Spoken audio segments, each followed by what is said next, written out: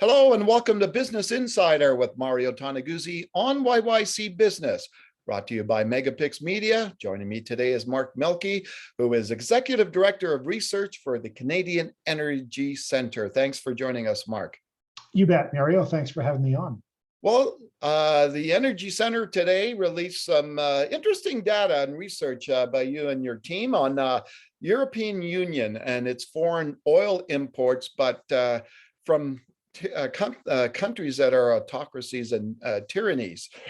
Can you talk a little bit about what some of the key points were from that research? Sure, you bet.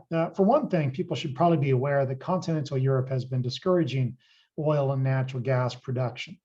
So fine, except that it just is going to make them and is making them more reliant on foreign oil.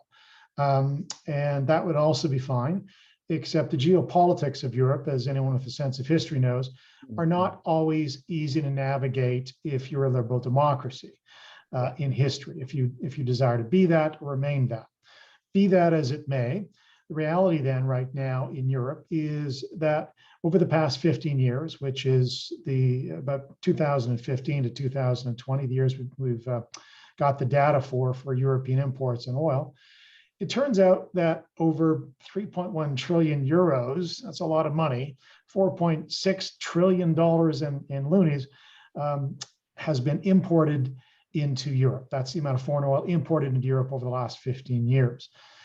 So it's a significant amount of money being paid out. Sorry, it's 3.1 trillion euros and 4.6 trillion Canadian dollars in just foreign oil imports from what we call tyrannies and autocracies, not free countries. Yeah. So what would some of those countries be like for us out there to figure out? Sure. Well, Russia is on top of the list, whether you look historically or now. So they're the major exporters to Europe of oil. And then it's followed by Saudi Arabia and Libya, and Kazakhstan is on the list as well at place number 4. But Russia's the biggest importer into Europe of oil.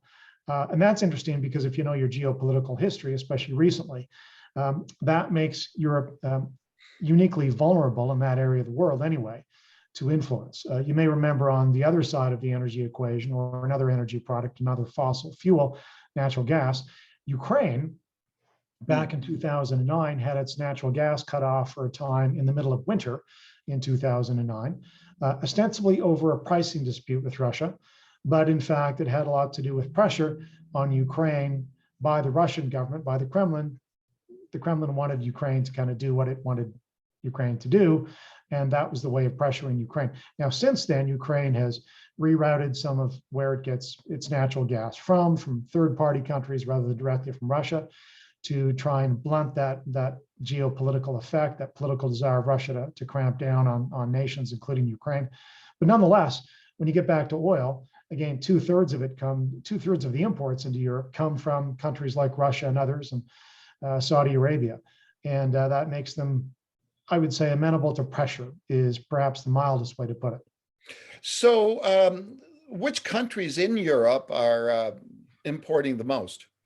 Sure. So Italy, Germany, and Spain, with again, you look at the kind of 15-year total, or if you look at the what was available in the most recent year, they're the ones, especially Italy, heavily dependent for most of their oil imports on what we call tyranny oil.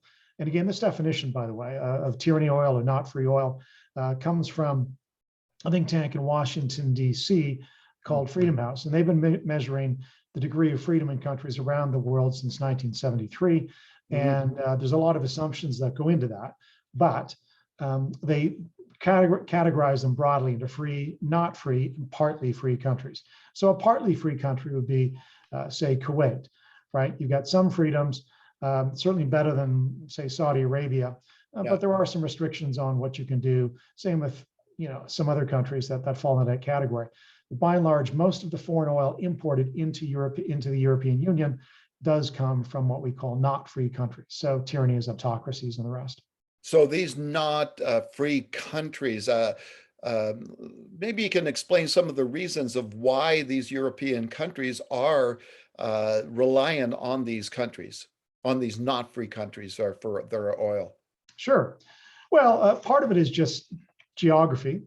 If you're in Central Europe or Eastern Europe or even Western Europe, and you're not going to develop your own oil reserves or natural gas reserves, if you want to look at that, you're going to find that, well, it makes more sense to import it by, say, tanker from Saudi Arabia, if you're talking about oil, or in a pipeline from Russia.